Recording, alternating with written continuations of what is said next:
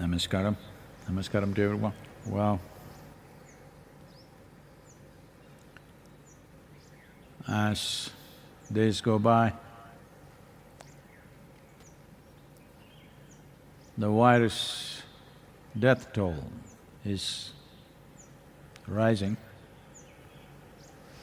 Though in some countries it's a bit contained, many other new regions in the world running away. Unfortunately, United States has crossed over 30,000 or 32,000 deaths. Here, they gave me a lesser number, I don't know why. The news is saying 32,000. The last 24 hours, over 2,500 people, just in one country, largely focused probably in a couple of states. Spain, 19,000, Italy, nearly 22,000, France, over 17,000, UK, 13,000, Iran, 5,000. Over 2 million people infected by the virus, 137,000 people killed in the world. And I'm sure the real number is at least 10–20% more than this. Well, people who have other conditions, like cardiac conditions, those on immunoblockers and other people, the earliest symptoms of the virus, they may die, but that's not being attributed to the virus, but attributed to their other ailments that they already had. But without the virus, probably they would have lived much longer with their existing problems. So, in the last 24 hours, nearly 6,500 people have died in the world just of the virus.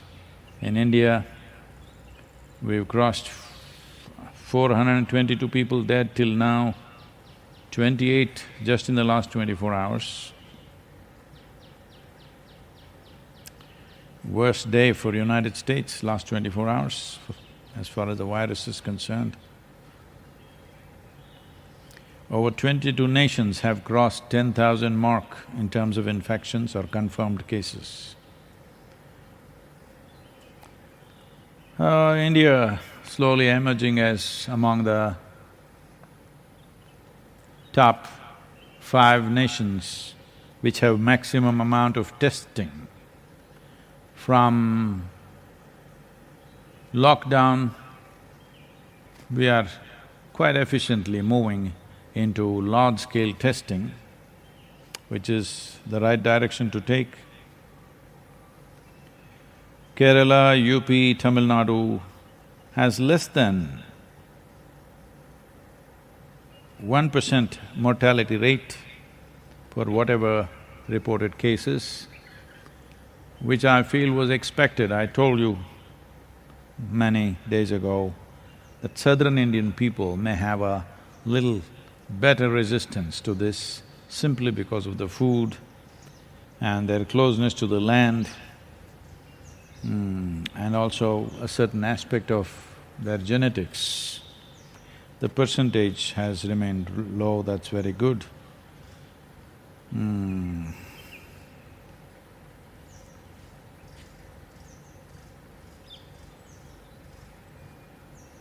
Tamil Nadu, the lockdown is very effective. 170 hotspots have been recognized and locked down.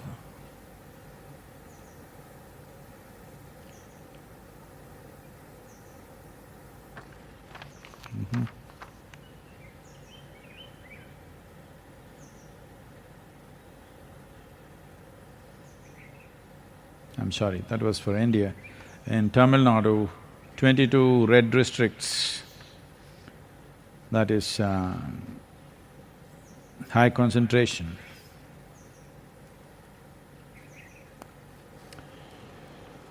Well, slowly more and more facts about the resilience of the virus is coming through. Now they're saying it's not necessarily because of physical distance that it jumps from one person to another. It can happen through the air conditioning systems. So, air travel and even to some extent rail travel will be a challenge because without air conditioning you can't run these transports. Hospitals which are air conditioned could be very efficiently distributing the virus to everybody. Well, nothing is really confirmed, but nothing is in a state where we can deny it. Challenging times, for sure. The economy across the world looking quite grim in many places. If we get back into economic activity at least by mid-May or June, maybe in 6 to 9 months, we should be chugging along, not at the level of economic well-being that we knew, but reasonably well. But if it takes much more time to get agriculture, industry and businesses to buzz once again, then we are looking for hard times for at least 24 months, 18 to 24 months probably. Many nations, will they be able to get out of it for a long period of time is a question mark. As far as India is concerned, in the last 20 years, we've moved over 240 million people out of poverty. So this virus, lockdowns and downgrading of economy could push these people straight back into below the poverty line once again, which is very unfortunate because it took decades of striving to bring them out of poverty and again back.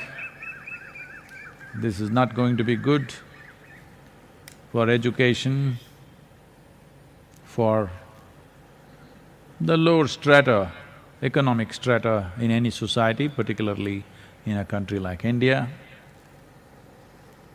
It'll be bad for women.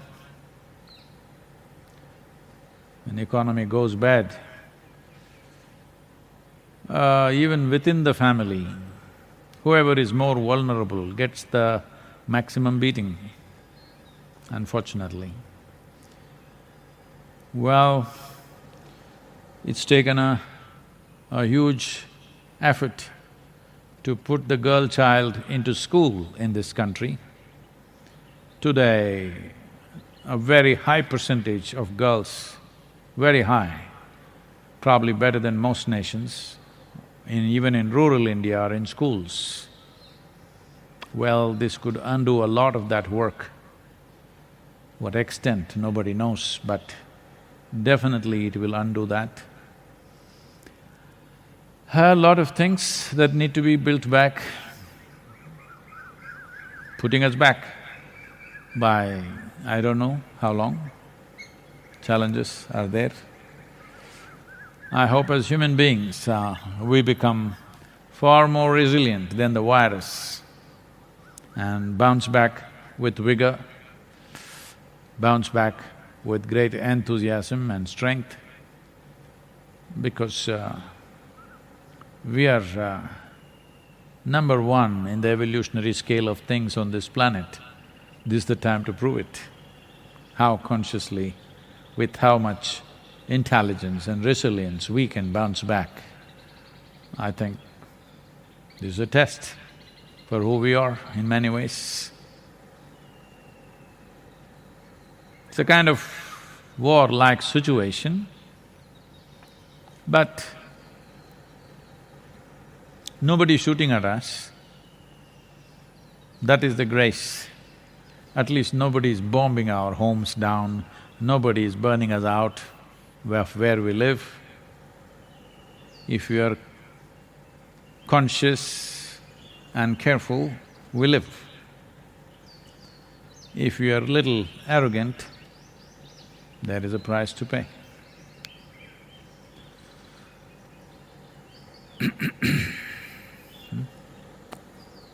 This question is from Rama Devi Garu. Namaskaram Sadhguru. You have mentioned many times in your talks about science of God-making. I really found those words very fascinating, but never understood what you mean by this. Can you explain about it more in detail? Rama Devi Garu, obviously, Telugu-speaking lady, she has a deep desire to get me into trouble.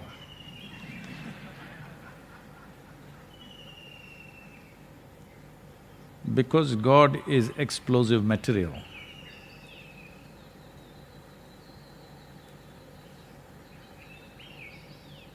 Those who meddle with it usually get killed by those people who believe they are God's soldiers. If God is omnipotent and powerful enough to make this inexhaustible creation, I don't think He would hire you as a soldier. Puny little thing you are.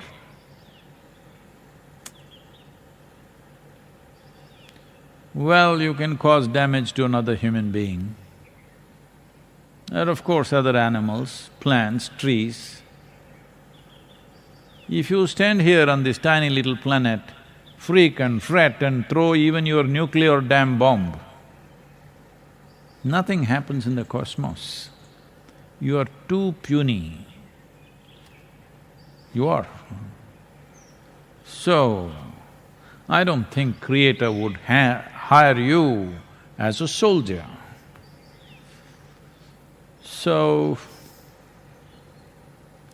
let us examine Rama Devi Garu's desire.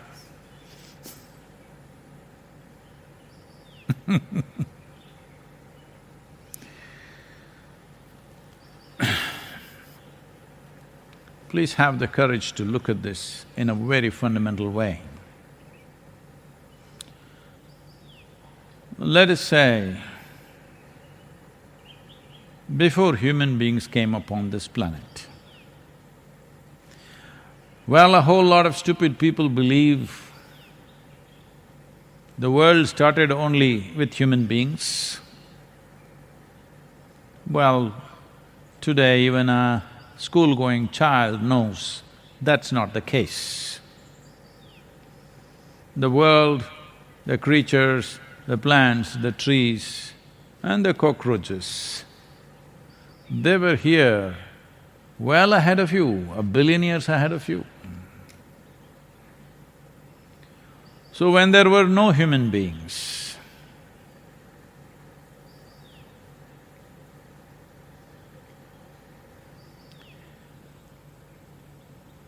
do you believe there was God on planet Earth? Even now, if all of us, entire humanity, if we go to sleep for 2 hours, everybody, you think there is God somewhere? It's a product of human mind. God as we know it, I'm saying. Obviously, you and me did not create this cosmos, that we know. But this idea there is a big man sitting up there and doing all this. He's a product of a childish mind. It's a man, I want the ladies to remember. Rama Devi Garu, I want you to remember, it's a man. Fortunately in this culture, because we are conscious, it is we who make the gods. For the sake of gender parity, we made male gods and female gods. Everywhere else where they believe God is really up there and He makes you, there is only male God, you better understand that. So in this country, we mastered the technology of God making. What does that mean? First of all, this is a culture which doesn't have an idea of the God. There is no the God. All the people you worship are icons of the past. You take Shiva, Rama, Krishna, whoever else, a Buddha, whatever. These are all people who walked this land at one time, went through all the drama of life, struggles and tribulations, more than you do. But because they became so iconic, we looked up to them as an inspiration to live better, which is natural among human beings, to look up to something which will upgrade you. Something is better than you look up to that so that you can upgrade yourself, that aspiration is fine. But inventing things and then believing this is it is the tragedy of humanity, because essentially this comes from a fundamental level of dishonesty that you are not willing to see whatever you do not know as I do not know, lack of humility and honesty. Everything that you do not know, you believe. The moment you say, I believe, we must be careful, because what you believe is more sacred than reality itself. What you believe is more important than the existence itself. What you believe is more important than the very phenomena of life around you, because it is your belief. So your belief is even bigger than the creation and the creator, of course. No, let me change the term. If I say creator, see, you also Sadhguru believe? Well, language is limited in expression, we can say the source of creation. Source is also a wrong word because you would think it's in one place. But it is a fact that you or me did not create this existence. It was here before you came and I came. Don't blame me for this, okay? I didn't do this. Now, having said that, what is the purpose of God making? First of all, the word God, the God, never existed in this country. We are only looking at how to make things work. Because in this culture, you've always been told your life is your karma. Karma means you're doing. When I say, this is my karma, what it means is, this is my making. My life is my karma means, my life is my making. It's beautiful, it's my making. It's ugly, it's my making. I am right now joyful, this is my making, I am miserable, this is my making. Understanding that the way you're experiencing your life right now is entirely your making. Now, people have gotten into this mode, but somebody is rich, somebody is poor, why is it like this? Is it my making? He was born in a rich family, I was born in a poor family. See, this rich, poor, all this nonsense is only because you're comparing yourself with somebody. If you sit here, your experience of life is entirely your making. Physical arrangement of things is about the times in which we live, is geographical locations in which we are born. Those are not important.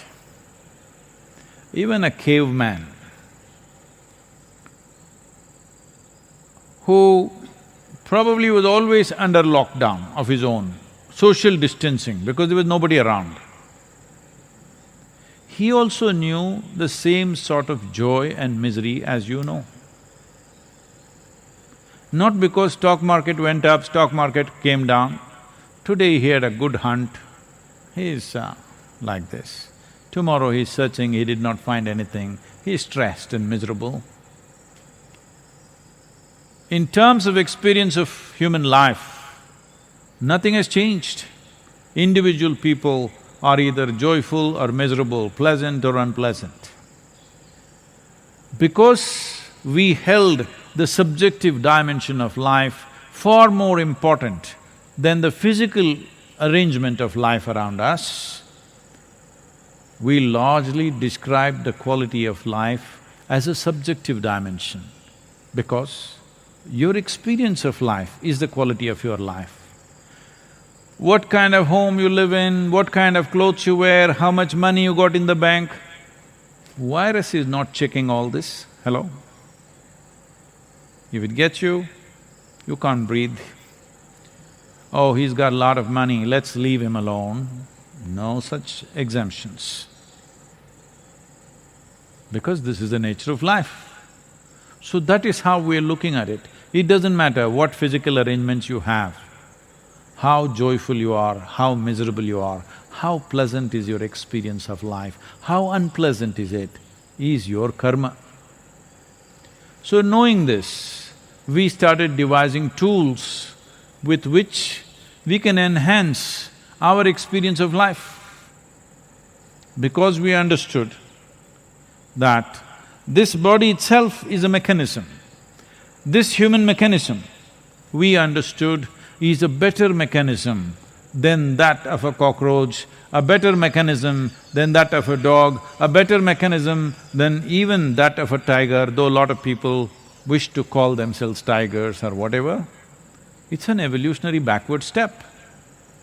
See, nobody calls themselves monkey, but people go further back and say, I am a cobra, I am a tiger. It's okay, it's their choice. I have no… individual choices, I have no issue, but it's an evolutionary backward step. Because we realized that this is a superior mechanism or a more advanced mechanism, this is capable of more things, then we realized that we could create many more mechanisms like this. See, suppose if you were made like this tree, I'm not saying that because it's a fat tree, not because of that. Even if you were like this tree, would you have thought up a bicycle? Bicycle is a mechanism that came to your mind simply because you're already mobile. You want to move faster, so you ran. But still it is not good enough, you want to go faster, so you thought up a bicycle. If you were made like a tree, however intelligent you were, you would not thought of a bicycle because it's of no consequence to you. Because you're mobile, you want to go faster, you came up with a mechanism. A mechanism like this or a machine like this is referred to as a yantra. So we started creating yantras of various kinds. Well, in the physical world, a bicycle, a motorcycle, a car, an airplane, now spacecrafts going elsewhere, all this stuff. But this is in the outer world. In the subjective dimensions, we started creating instruments or machines or yantras. Well, in the northern part of the country, probably this is largely lost except in a few places maybe. Because what you see as northern plains, it doesn't have a single ancient temple left. All of these things were razed to ground during invasions. They've just put up small makeshift temples here and there, and they're managing with that. Only in the Himalayan folds or deep in the east, where invasions did not go, you find ancient temples like Kamakya or Uttarkashi or Guptakashi. These are ancient temples where invasions did not go. But the rest of the Gangetic plain, Punjab, Gujarat, all these places, totally wiped out. It's only in southern India you really see ancient temples, and in the east like Puri and few other places. Wherever there are ancient temples still alive, you will see in this country, we refer to the deity, or today, because of English language, we started calling it the god as a yantra. This usage of this word is still very much prevalent in southern India. We refer to the deity as yantra. That means we're calling the deity as a machine. We're calling it a machine. Because a machine is just a complex arrangement of forms. A form is a yantra. The basic form was always seen as a triangle. From that we created way many complex forms, and we made them function for our benefit. Well, there are many dimensions to this. Difficult to explore with the clock ticking. But to put it in the right context, these are dimensions with which you can open up a new possibility, a new window into creation. You are not inventing anything, you are just enhancing your tools of perception so that you can experience and perceive dimensions that you would have not otherwise experienced. Like today with a telescope, you are able to see something that you would have not been able to see with your naked eyes. Well, how do we even know virus exists? A microscope. We are able to see something that we would have not otherwise seen with our naked eyes. 100, 200 or 500 years ago, if the virus came, most people in many parts of the world would believe it's God's wish, God is angry with us and killing us like this. That's what they would think and that's what they thought. Today, because our perception is enhanced with machines that we have created, we know this is a particular type of virus, what is its nature, how colorful it is, everywhere on the television channels, everywhere virus is floating around. We know its form, shape, color, everything. Similarly, in subjective dimensions, we opened up this possibility. In many different ways, this can be used in a very powerful way. This is how the deities came into existence. In that context, I said, we know the technology of God-making. Well, we have Bhairavi, we have Dhyanalinga. Ask people what is their experience of the Devi and the Dhyanalinga. For many people, it's more than their life because it's opened up dimensions that they never imagined possible in their life. Well, there will be people who'll say, oh, what has it opened up? How do you know? How will you know? If I look through the telescope and I say, I see this, I say, no, all you're seeing is you're just having a long metal tube and fooling us? Till you put your eye into it, you don't know. So here, it is not your eye, you have to put your heart into it, otherwise you don't know. Well, anyway, because this needs anything that you see, anything that you realize, today needs authentication from the West. So you have Ramanujam, happened accidentally. Ramanujam, poured out mathematics. People couldn't believe where is this coming from. Because what he said over a century ago, people are still trying to decipher and figure out. He even gave a kind of mathematical backbone to the concept or to the reality of the black holes. When there was no concept of black holes in the scientific community, he gave the math, he just poured out mathematics. People asked, where is this coming from? He said, my Devi bleeds mathematics.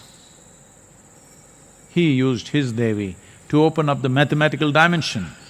If you do not know this, in this culture, for every aspect of life, we have a certain deity, for everything. Because the idea was to create, to find access, to create a tool, to create a window or to create a mechanism through which you could access that dimension of life.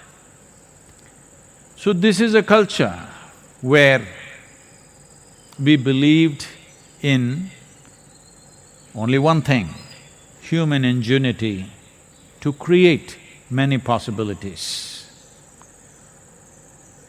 There is no looking up and saying, dear God, save me, protect me. This is a recent happening because everybody else claiming our God is taking care of us. We also had to make up something. Otherwise, always you were told, this is your karma. Either you make this wonderful or you make this miserable, it's up to you. There is nobody else intervening with this. It is your karma.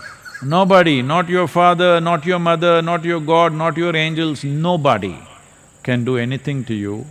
You can use all for your well-being, to create well-being, but essentially it's your karma.